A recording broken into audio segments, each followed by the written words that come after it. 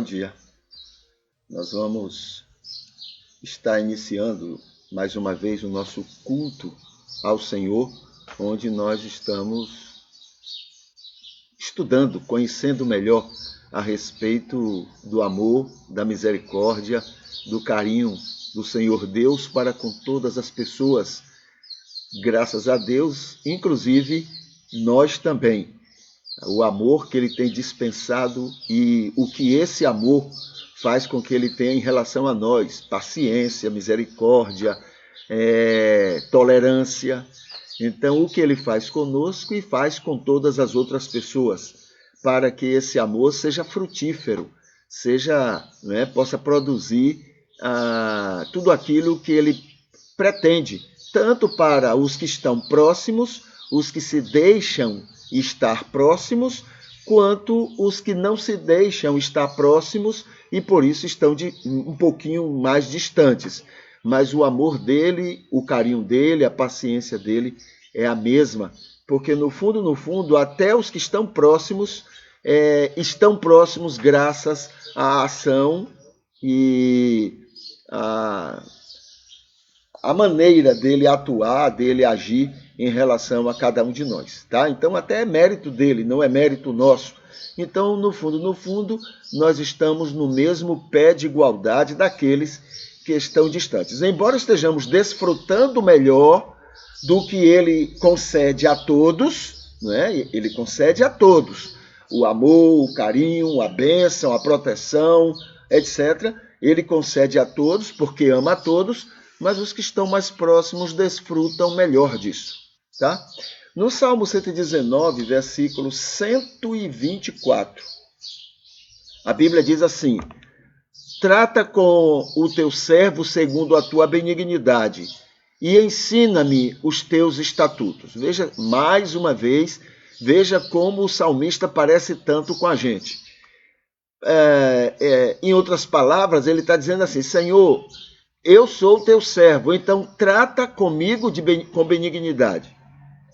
Aqueles que não são teus servos, não é?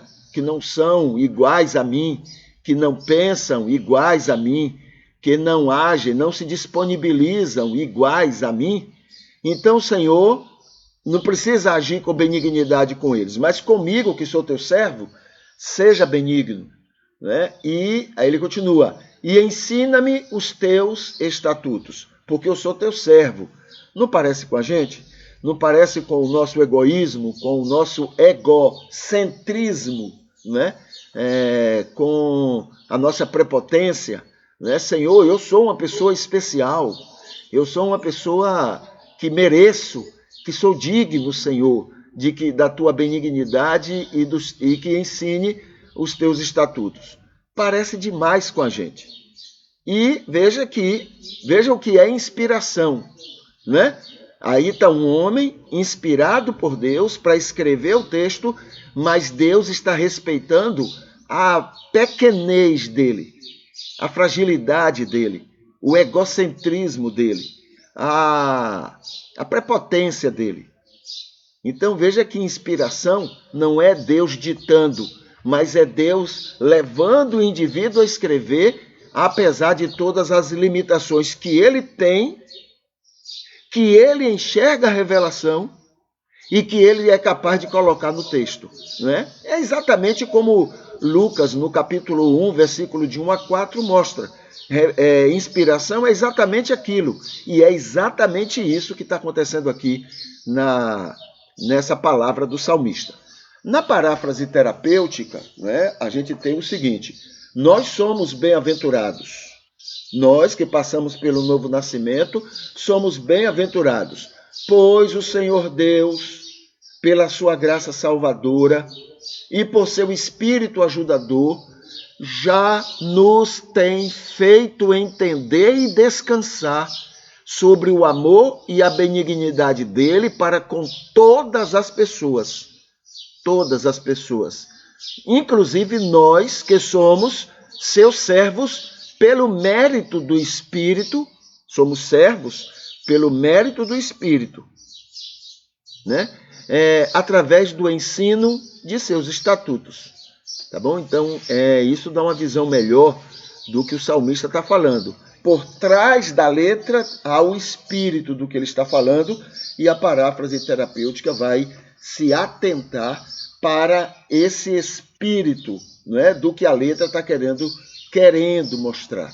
Tá? Então, é no espírito da letra que a gente se prende, e não exatamente a letra que é humana, falha, que é intolerante, prepotente, que o salmista coloca, não é, no seu texto. Diante disso, a gente lembra que o nosso culto, na verdade, é uma busca de entender o amor de Deus por gente como a gente. Esse é o amor de Deus, e é isso que a gente estuda. Como é que Deus ama pessoas como a gente? Tá? Ora, se ele é capaz de amar pessoas como a gente, como você e eu, ele é capaz de amar agora qualquer outra pessoa sobre a face da terra. Tá bom? Não é porque eles são melhores do que nós ou piores do que nós. É porque eles são iguais a nós. Então buscamos entender o amor de Deus por gente como a gente. Aprendemos como faz para ser aceito pelo mundo. O que é que ele faz para ele ser aceito? Como toda pessoa que ama. Entendeu? Deus ama e Deus quer ser aceito pela pessoa amada.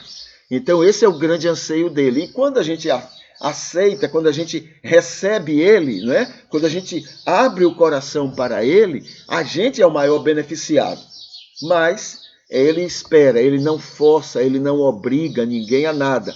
Temos lembrado isso. Então o que é que ele faz? Eu tenho aqui duas palavras que vão dar uma ideia do que é que ele faz para ser aceito pelo mundo, aceito pelas pessoas. Primeiro, ele defende cada pessoa. Lembra da mulher adúltera, não é, que está no texto bíblico? Pois bem, ele defende. Ele não defende o erro, o pecado, a falha da pessoa. Ele defende a pessoa. Essa é uma maneira que ele tem para ser aceito. Defender a pessoa. Né? A gente erra, a gente falha, a gente comete erros. A Bíblia diz, aquele que diz que não peca é mentiroso. Mentiroso. Né? Então todos pecamos. Mas Deus não defende o nosso erro e o nosso pecado. Deus defende a gente. Deus defende a gente. Né? Então a primeira palavra é defende. Ele defende para ser aceito. Segunda palavra que tem aqui e que ilustra bem como é que ele faz para ser aceito. Ele convive com a gente. E é o contrário, uma coisa que eu tenho lembrado sempre, é o contrário do que a gente aprendeu. Deus é tão santo, tão puro, tão, né, justo, tão que tem lugares que a gente vai que ele não vai. Isso a gente aprende, porque ele é muito santo, ele é muito, né? Ele é o Senhor dos senhores. Tem lugares que a gente vai que ele não vai. Não é verdade. Deus não está em todos os lugares ao mesmo tempo. Além disso, tem o aspecto de que ele ama as pessoas que estão muitas vezes em lugares errados. Não é muito complicado da gente entender porque a gente faz a mesma coisa. Quando eu amo alguém e eu quero o melhor para aquela pessoa, entre ficar longe dele ou perto dele, nos lugares mais perigosos onde ele pode estar, eu prefiro estar junto dele para protegê-lo, para orientá-lo, para despertá-lo a respeito daquela situação e daquele lugar onde ele está. Então, eu não vou ficar longe dele, porque eu amo aquela pessoa. Eu gostaria de estar com aquela pessoa para ajudá-la a sair daquela situação. Eu não fico de longe. Deus, muito mais do que nós nisso também. Né? Então, não há lugar onde ele não vá se ali tem uma pessoa que ele ama. Tá? Então, outra palavra que eu tenho aqui e que ilustra bem o que é que ele faz para ser aceito é convive conosco, está do nosso lado. Né? Essa coisa prepotente que a gente aprendeu, ele só está com aqueles que estão com ele. Não é verdade. isso não ilustra o amor de Deus. O amor de Deus é muito maior do que isso. Ele está com todos, porque Ele ama a todos. Ele quer o melhor para todos. E essa é uma maneira, estar com a pessoa é ainda a melhor maneira de ajudar aquela pessoa. Tá bom? Então, é isso que a gente tem conversado, tem estudado, tem buscado entender. Esse amor de Deus. Não esse amor que a gente quer colocar em Deus a partir desse amor pequeno, limitado, defeituoso, imperfeito que nós temos, né? Queremos entender muitas vezes que Deus tem amor igual a esse que a gente, essa coisa que a gente tem que a gente chama de amor. O amor de Deus é muito maior, porque inclusive Ele é o próprio amor, o que faz com que, digamos, como Deus, né, Ele teria um imenso amor muito maior do que o nosso, e quando Ele é o próprio amor, pronto, Ele extravasa de amor, porque Ele é esse próprio amor. Tá? E é isso que a gente tem conversado nesses nossos encontros. Já chegamos ao ápice? Já conhecemos tudo? Não, estamos longe, porque essas limitações que nós temos nos impedem de compreender bem a respeito de uma coisa tão perfeita, tão completa, né? tão grande. Né? Mas a gente vai, mexe aqui, mexe ali, conversa isso, conversa aquilo, e a gente vai ampliando a nossa visão a esse respeito. E o bom é que quanto mais a gente conhece, melhor e mais a gente desfruta, né? A gente desfruta. Bom dia, irmã Arideia. Bom dia, irmã Ivete. Muito bom dia. Deixe-me colocar aqui nos comentários esse novo momento que vamos ter. Vamos falar sobre o verdadeiro culto a Deus. E eu estou aqui com um tema para a gente falar sobre verdadeiro culto a Deus, mas eu queria lembrar um outro que ontem, né, no nosso encontro de oração, né, através do PS Caps, que é uma atividade preocupada com a atenção, né, terapêutica, psicoterapêutica, uma preocupação existencial e uma preocupação social, né, com as pessoas. E ontem tivemos um encontro e a gente esteve vendo o que aconteceu na vida de uma pessoa. Ela falando que no último encontro que ela tinha ido, foi semana retrasada, nessa nossa conversa, e nós conversamos sobre exatamente isso que eu estou conversando aqui, amor, não é? O amor de Deus, a misericórdia de Deus. Então foi tratado de numa outra temática, numa outra dificuldade lá que ela mencionou, e ela falando que teve um encontro, conversou. No dia seguinte, ela estava na casa dela e apareceu na porta dela de noite a mulher e o ex-marido, a mulher que agora está com o ex-marido, e foi a mulher que teve todo o envolvimento para a separação do casamento dela.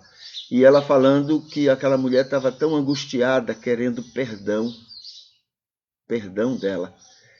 E ela disse para a pessoa: olha, eu já não tenho raiva, ódio de vocês, né? Mas eu dou esse perdão sim, eu quero que você vá em paz, eu quero que você vá tranquila.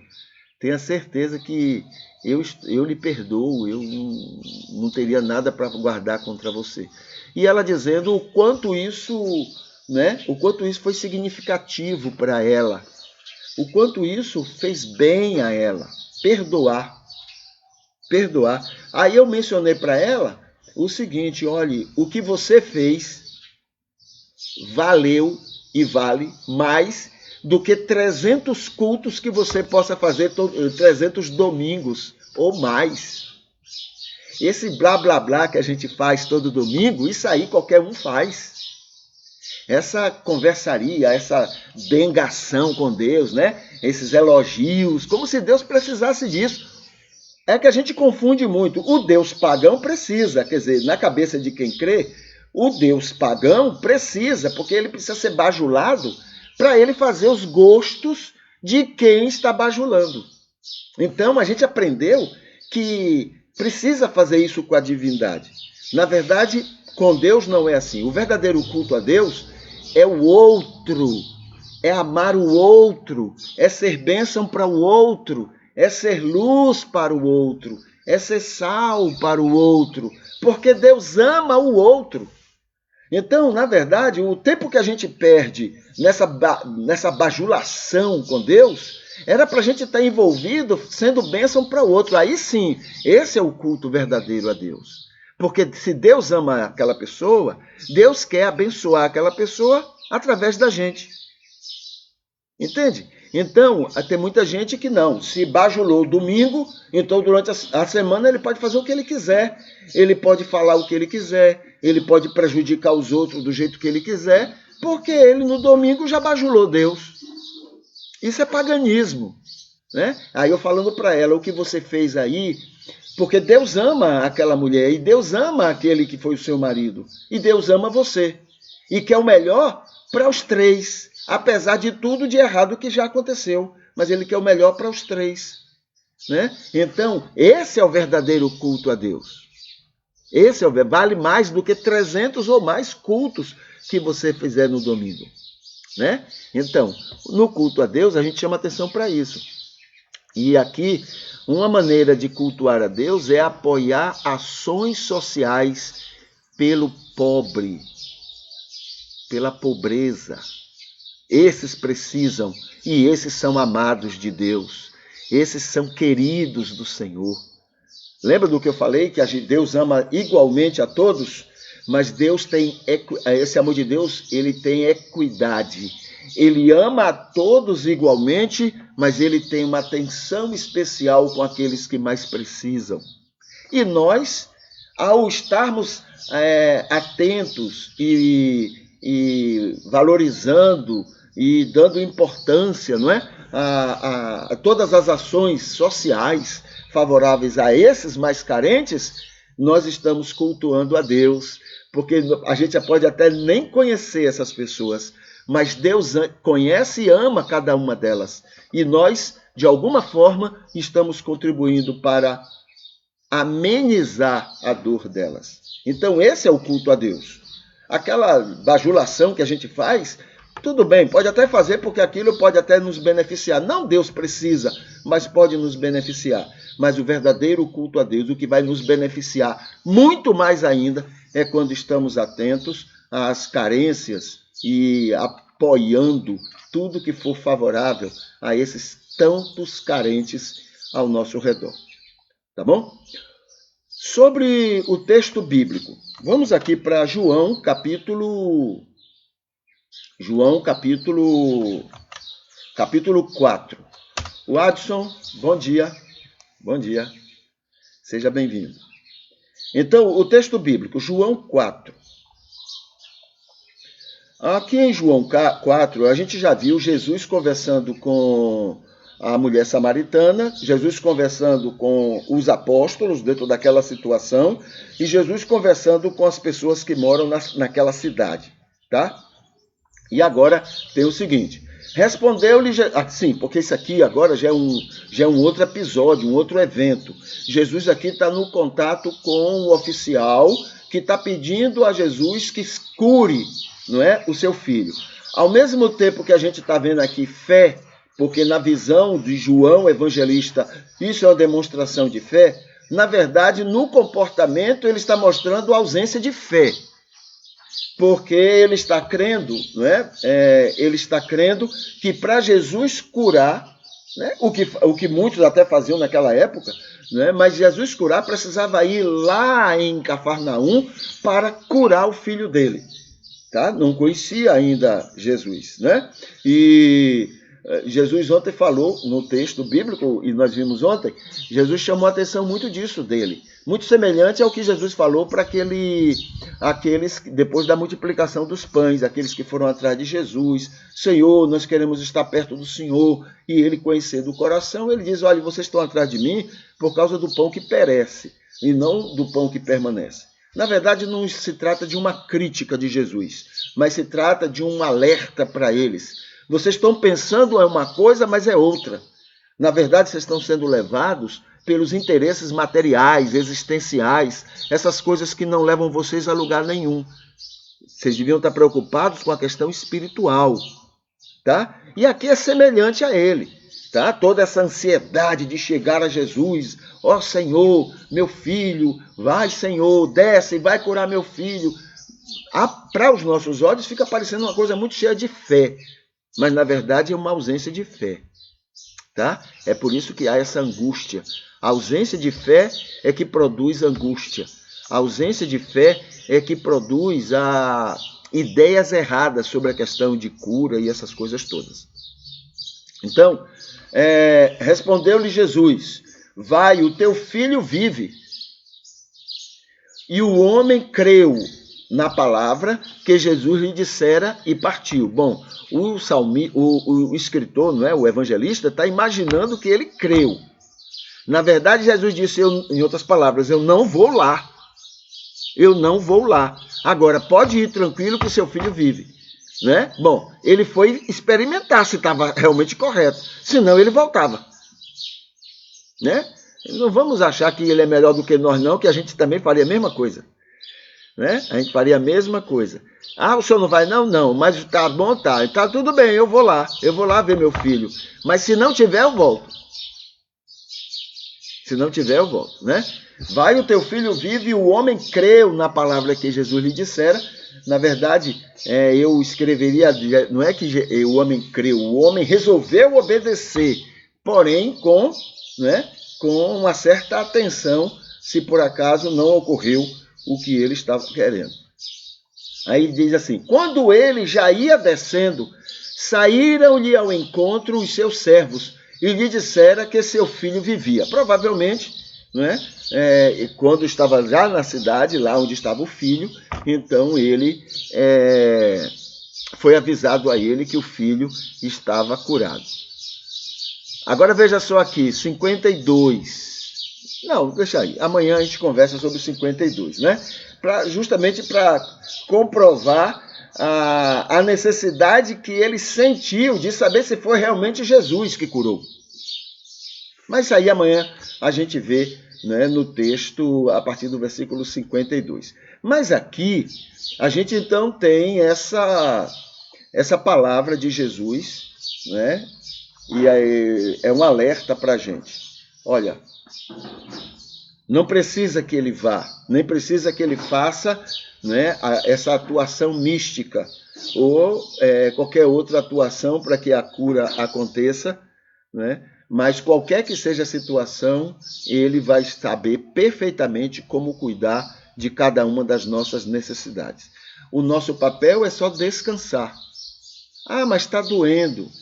Ah, mas está ruim. Ah, está péssima. Não é? A gente está sofrendo muito. É descansar. Porque Jesus sabe perfeitamente como cuidar. O projeto do homem era que Jesus fosse lá. O projeto de Jesus era fazer tudo acontecer sem que fosse necessário ele ir lá. É descansar e seguir o projeto do Senhor. Tá bom? Então, foi isso que até agora, 50-51, é o que o texto chama a atenção, né, nessa experiência de Jesus com aquele homem, com aquele oficial do rei. Que rei? Provavelmente Herodes, né? Porque senão seria um centurião, seria alguma coisa desse aí. Provavelmente um oficial do rei Herodes, que era muito comum naquela região, né? Já que na região da Judéia, agora já não tinha mais um rei, né? Era Pilatos, que era o procurador, né? Mas naquela região da Galiléia, sim, ali havia ainda um filho de Herodes o Grande que estava governando aquela região.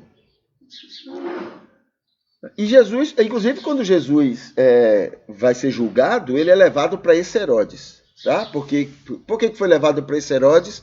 Porque esse Herodes era quem governava a região que Jesus viveu. Não é nem que nasceu, mas que viveu. Não é? Então, acharam que Herodes teria autoridade para tomar alguma decisão sobre aquilo. Vamos falar aqui sobre uma coisa que deveria nos incomodar? Ontem falamos sobre algo que deveria nos incomodar no mundo, né? E o que foi que a gente falou ontem?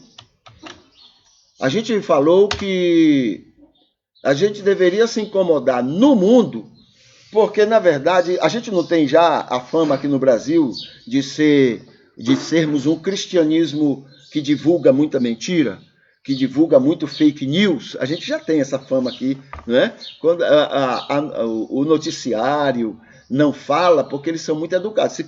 Se a gente fosse eles, a gente estaria, né?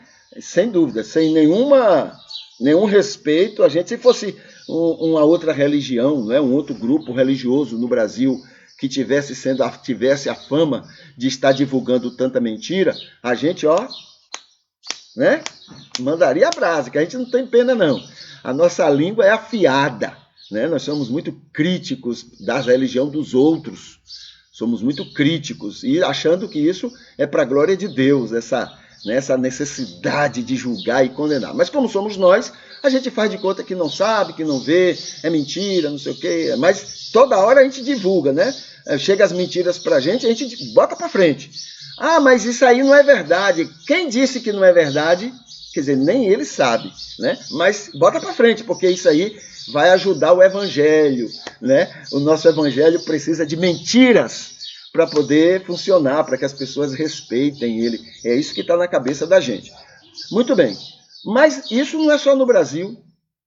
Então, quando eu estive fazendo, né, minhas pesquisas sobre isso, para falar, inclusive, sobre isso, que deveria nos incomodar, isso não vem nem da América. Isso vem da Europa. Tudo começa na Europa. Tudo começa na Europa. É interessante. É o mundo velho, é o velho mundo chamado, né?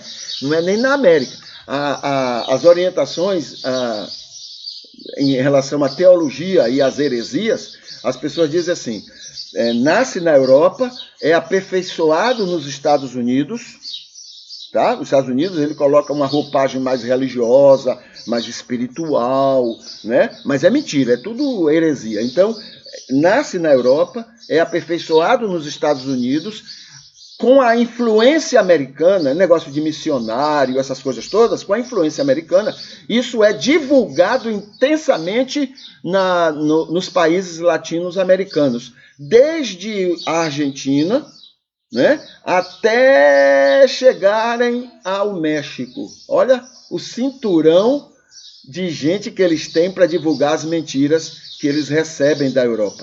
Né? Então é divulgado toda essa mentirada até chegar no México. E aí entra também países outros, como o Brasil, que fica fora da rota ali. Qual é outro país que fica fora? A Bolívia, não tem mar, não é isso? A Bolívia, Paraguai, né?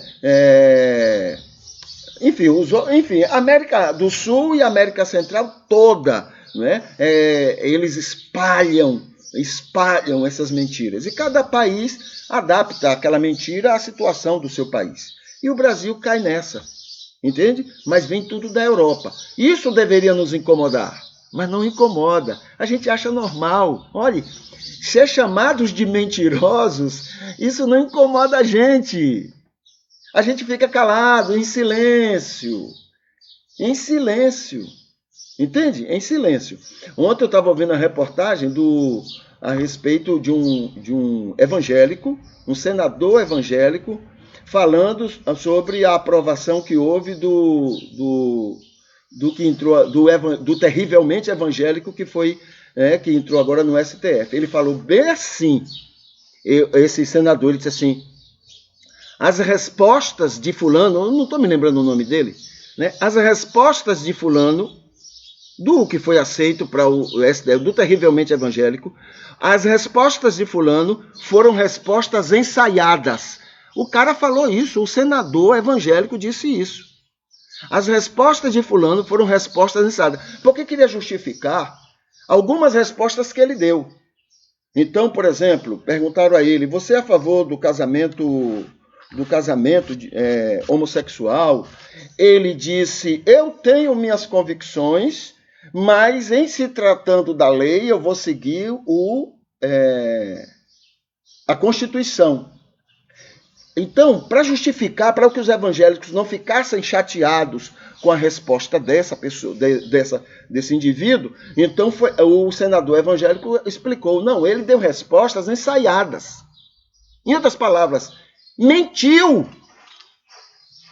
Ele mentiu para ser aceito, para ser conduzido ao STF. Quer dizer, o Deus dessas pessoas precisa de mentiras para poder fazer acontecer as coisas. E olha que eles passaram um tempo lá pressionando Deus, orando, estava todo mundo lá, né? Aquela coisa pagã, querendo forçar Deus a fazer as coisas acontecerem. É paganismo isso. Então estava lá todo mundo mão dada e orando e forçando. Senhor, bota esse homem lá dentro, forçando a barra. Né? O Deus deles é forçado para fazer as coisas.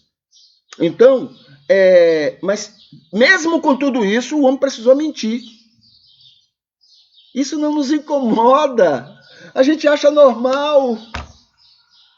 Tem lá um representante no STF que diz que é terrivelmente evangélico. Ele não quis usar a palavra terrivelmente evangélico.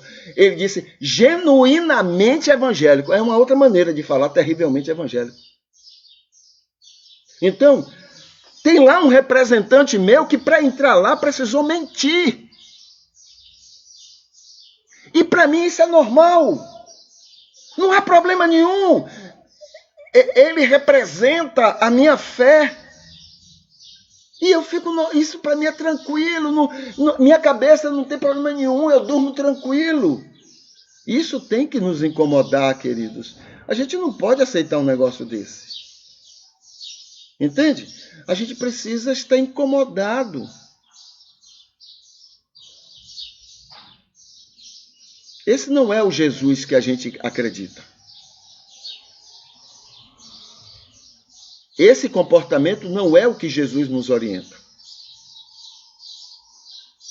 E o mundo está vendo isso. E o mundo não sabe distinguir entre o joio e o trigo. Para eles lá, é tudo uma coisa só. Compreende? Precisamos nos incomodar com isso. Tá bom? Precisamos nos incomodar. Bom, eu ia falar nesse aspecto em relação a outra situação, né, que deveria nos incomodar, mas tudo bem, a gente fala isso na semana que vem, né? Vou deixar aqui para que na semana que vem a gente converse sobre este novo aspecto. O que é que a gente pode fazer diante disso? Precisamos descobrir, precisamos pensar, né? Essa fama que a gente tem de ser uma religião mentirosa, a gente tem que descobrir o que é que a gente pode fazer para acabar com isso. A Bíblia diz que o pai da mentira é o diabo. E a fama que a gente tem lá fora é que a gente é um grupo, uma religião mentirosa. Mentirosa, perseguidora. Agora mesmo eu vi uma reportagem, foi ontem, uma reportagem de dois centros da religião Umbanda que foram invadidas e quebradas. E uma mesquita, parece-me, no Paraná, foi invadida. Vocês acham que eles pensam que foi quem que fez aquilo? Pode até não ter sido evangélico, mas você acha que eles vão pensar que foi quem que fez aquilo? Olha, no Rio de Janeiro tem a chamada milícia evangélica. Milícia gospel, tem um nomezinho assim, milícia evangélica. No Rio de Janeiro. Lá também tem os chamados traficantes evangélicos. E na região desse pessoal, muitas das regiões deles, eles invadem, em nome do evangelho, eles invadem essas casas de culto africano, não é? E quebram tudo em nome de Jesus. É porque a mídia é mais refinada do que nós, que somos, entre aspas, cristãos. Então, eles não colocam o nome dos bois. Por exemplo, sou pastor e sou evangélico, né? Aí eu faço uma besteirada dessa, eles não ficam divulgando o pastor que é evangélico da igreja tal, fez isso, isso, isso. Não, eles são comedidos. Agora, se fosse nós, Aí sim a gente coloca. Olha, fulano de tal, que é da religião tal, entrou numa igreja evangélica e quebrou tudo, e fez isso, e fez aquilo, e não sei o quê, papapá, tatatê. A gente ia falar a verdade e ia mentir ainda em cima para poder deixar bem graúda a mensagem. Aqui para nós, a gente não presta. A gente não presta, não. Muito bem. E o que eu tenho aqui do assunto, a gente conversa na semana que vem, né, que também é muito grave. São coisas que deveriam nos incomodar e não têm nos incomodado. Vamos conversar aqui sobre a declaração doutrinária. Ela tem alguns aspectos interessantes que a gente deve ficar atentos e aprender bem com isso, né? Então, no segundo argumento da declaração sobre o único Deus, ele diz assim: ele, Deus, é o Criador, sustentador, redentor, juiz e Senhor da história e do universo, que governa pelo seu poder, dispondo de todas as coisas de acordo com seu eterno propósito e graça. Já conversamos sobre ele é Criador perfeito. Já conversamos, ele é sustentador de todas as coisas. Já conversamos, ele é o redentor de todas as coisas. Já conversamos. E ele é juiz de todas as coisas. A gente já conversou isso. Se não me engano, foi ontem que a gente conversou. E aqui agora, hoje, a gente chama a atenção para o seguinte. Ele é Senhor de tudo. Senhor de todas as coisas. Tá bom? Ser Senhor, ele é Senhor, quer dizer, ele é o dono. Vamos prestar bem atenção nisso. Ele é o dono de tudo. Ele é supremo em tudo. Ele é absoluto em tudo. É a última palavra na autoridade que exerce sobre todas as coisas. Tá bom? E isso é Deus. Ele é Senhor de tudo, da história e do universo. Ok? Agora vamos aqui ver alguns detalhes sobre isso. Isso quer dizer o seguinte: ele governa atendendo à sua vontade ou à sua permissão. A sua vontade e a sua permissão. Ele governa todas as coisas em cima dessas duas coisas. Sua vontade e sua permissão. Isso quer dizer que tem coisas que ele não é da vontade dele, mas ele permite. E então, permissão e vontade são os instrumentos que ele utiliza para governar tudo. Permissão é fruto do seu querer, respeito e propósito.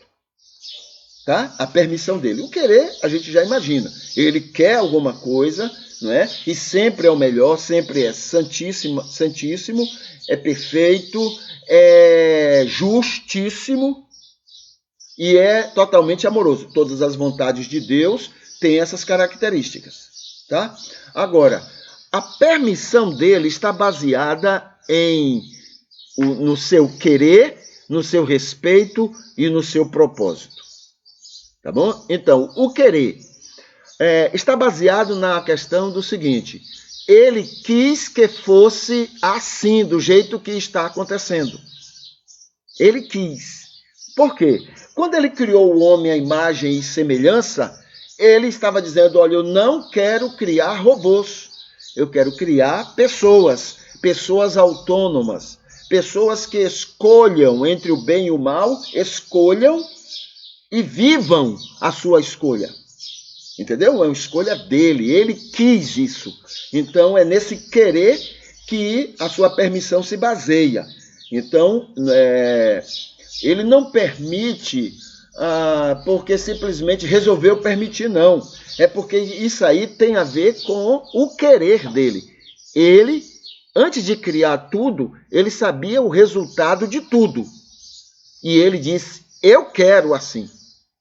Então, a permissão está baseada nesse querer. Tá?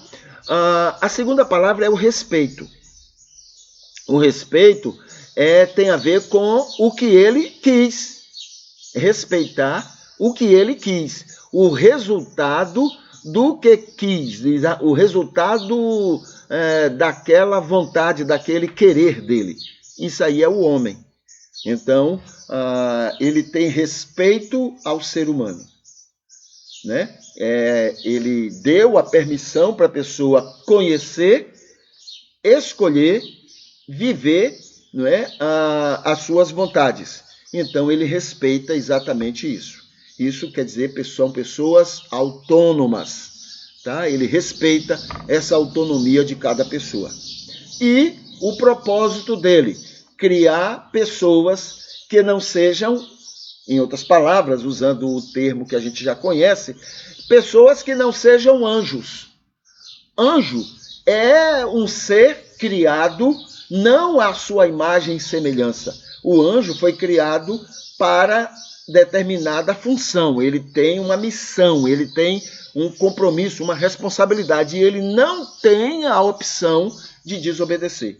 O anjo, ele existe para obedecer, ele não é autônomo, tá? O único que é autônomo é o ser humano, porque esse foi criado à imagem e semelhança de Deus, tá bom? Então, ele é Senhor, dono de tudo, não é? E ele governa atendendo à sua vontade e à sua permissão. E a permissão é que faz com que ele respeite tudo isso que a gente é, tudo isso que a gente faz, tudo isso que a gente pretende na vida da gente e na vida das outras pessoas, tá bom? É nisso que está baseado o fato de que ele é o Senhor do universo, Senhor de todas as coisas. Vamos para o Facebook? Vamos ver o que aqui no Facebook tem que a gente poderia destacar nessa oportunidade. Deixa eu colocar aqui nos comentários. Pronto, está nos comentários. Deixa eu atualizar aqui o Facebook. Olá, Facebook. Pronto, está atualizando. Deixa eu colocar aqui na tela. Pronto, aqui está o Facebook. Pronto, aqui está atualizado. Vamos aqui para o nosso culto.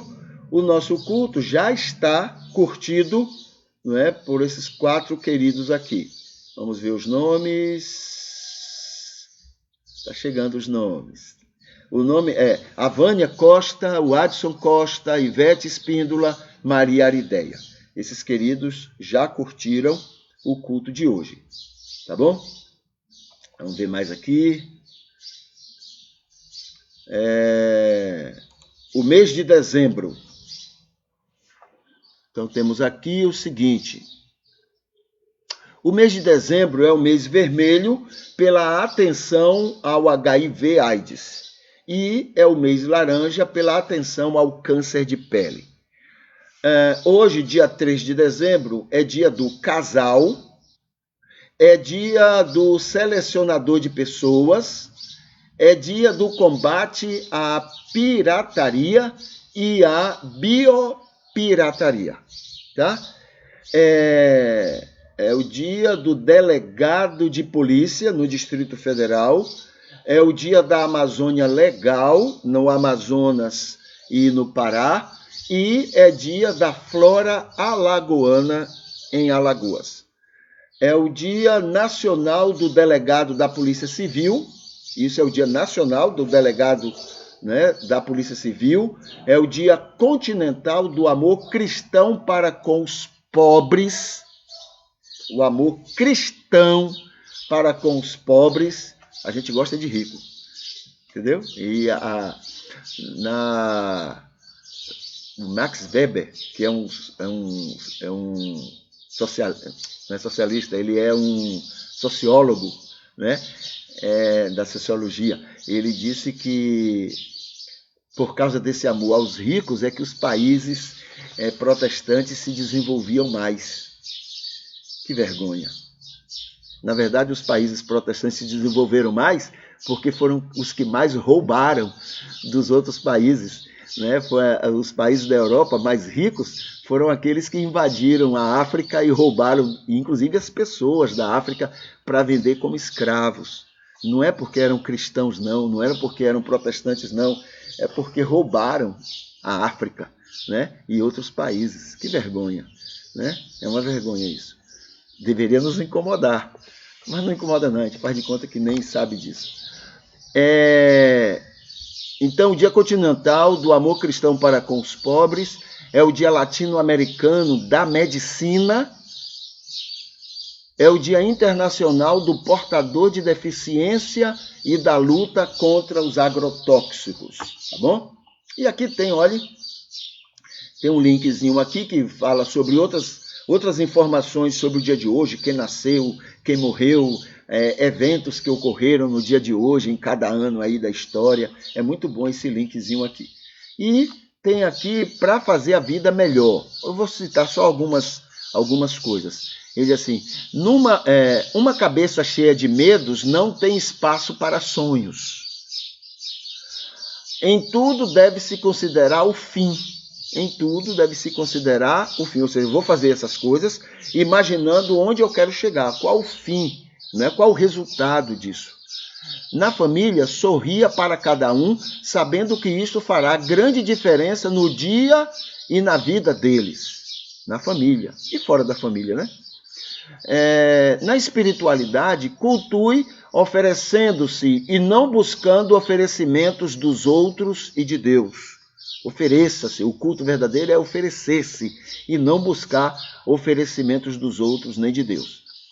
Para o cônjuge, seja discreto para sentir sempre a paixão pelo outro. Alimentar isso, né? 6. Conselho de uma idosa. Quanto a chocolate, é inútil resistir. Não resista, é perder tempo, segundo ela. Conselho, ditados alertas. A desculpa do amarelo é comer barro. Panela velha é que faz comida boa. Não adianta chorar o leite derramado. O que é do homem, o bicho não come. São ditados que existem, né, que tem muita verdade nisso. E, por fim, Jesus, em Mateus 5, 21, 22, diz: qualquer que, sem motivo, se encolerizar contra seu irmão, será réu de juízo. E qualquer que disser a seu irmão, raca é idiota, qualquer coisa que deixe o outro irritado, né? Com o interesse de deixar o outro irritado, será réu do sinédrio. E qualquer que lhe disser louco, será réu do fogo do inferno. Em outras palavras, tudo que a gente faz ou fala e desagrada ao próximo, entristece o próximo, isso é contra Deus. Deus se ofende. É isso que ele quer dizer aqui. Aqui tem no Facebook, aqui tem um vídeo, estudo sobre a criação dos céus e da terra, outro estudo sobre amor. Aqui tem sobre a mente talibã no cristianismo joio, né, de todos os tempos. Aqui tem um banner sobre um curso de agronegócio lá no Anhanguera. Aqui tem falando sobre fake news, né? Então, o cristianismo mentiroso. E nós conversamos isso, né, sobre esse assunto ontem. É por isso que está aqui esse banner. Aqui tem um site que está ajudando a reunir todos os conteúdos que nós já publicamos e conteúdos que nós já utilizamos, né, nos nossos pastorados. Então está aqui o endereço dele, né? Clicar aqui, vai lá para o Facebook, lá tem o link onde a gente entra nesse site. Na verdade é Pastorado 4, tá? Pastorado 4. Aqui tem sobre o projeto Atendimentos Sociais. Aqui tem o que deveria nos incomodar, que foi o culto de ontem, um dos temas do culto de ontem. E esse culto foi curtido, não é, por Edna Santos, Marcos Brandão, Kátia Lauton, Herotildes Davi, Joselma Neres, Gilda Oliveira, Valdenice Lisboa, Maria Arideia e Ivete Espíndola. Esses queridos e queridas, não é, curtiram o culto de ontem pela manhã, o nosso culto matutino, tá bom? Agora eu vou tirar aqui da tela o Facebook e a gente vai para o nosso momento de oração, tá? Vamos aqui para o nosso momento de oração. Aqui eu vou fazer a leitura e ele tem tudo a ver com a oração deste momento. Senhor, nosso Deus, louvado sejas por estar conosco aqui neste culto, por nos ajudar a compreender a tua palavra bíblica, por nos auxiliares a perceber o teu imenso e eterno amor, a tua revelação, o teu grande anseio salvador. Te agradecemos, Senhor, por tanta gente que é anjo teu, teus filhos maravilhosos que amenizam a nossa vivência, pessoas que suportam os nossos defeitos e limitações, arcanjos benignos que nos suportam as contingências. Pedimos, Senhor, que da mesma forma como são conosco, que tu nos uses a sermos aos outros teus anjos de amor, que sejamos tolerantes com os defeitos e limitações alheias, sejamos para eles teu jeito paciente, amoroso e confortador. Senhor, imploramos como servos e discípulos de Jesus, que sejamos inconformados como verdadeira divina luz, com este mundo dominado pelo pecado, a injustiça e o mal, que com Mamon sejamos incomodados como divino sal, que sejamos como Jesus a este mundo por teu amor.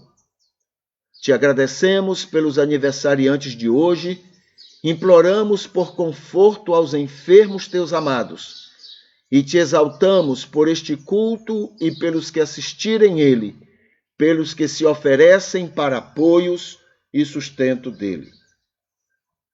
Te pedimos, agradecemos e louvamos, confiados somente no nome que Jesus Cristo tem.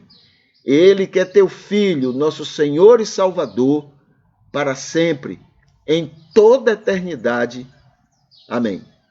Ok, então essa é a nossa oração, né, com esse poema, e a gente, né, vamos aqui para os nossos lembretes.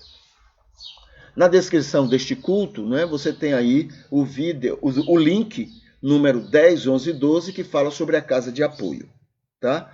No link 3, você tem aí sobre vídeos estudos. E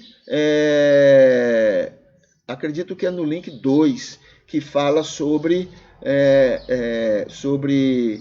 algumas entrevistas que temos feito sobre família. E provavelmente hoje à noite a gente vai ter às 7 horas, né, 19 horas, lá no Instagram, a gente vai conversar com Vânia a respeito disso. É a última semana e seria muito bom ouvi-la a esse respeito. E amanhã a gente vai estar conversando, entre outros assuntos, sobre o que deveria nos incomodar na nossa proximidade, perto da gente, né, no dia a dia da gente. Tá bom? O que mais? Hoje é um ótimo dia para você repensar sua vida com seu futuro, né? Tudo aquilo que você pretende para o seu futuro. E na sua rede social, divulgue que o cristianismo é só amor ao próximo. Cristianismo não é musiquinhas bonitinhas, não. Não é cantorias bonitinhas, orações bonitinhas, arrogâncias, poderes, essas coisas, não. É só amor ao próximo. Cristianismo é isso. O resto é coisa humana, é coisa, né? É tolice humana, que a gente comete muito. Tá bom? A gente fica por aqui. Deixa eu colocar a música aqui no final e a gente vai se despedindo. Que o Senhor continue lhe abençoando e lhe usando nesse dia para a glória dele. Tá bom? Até mais.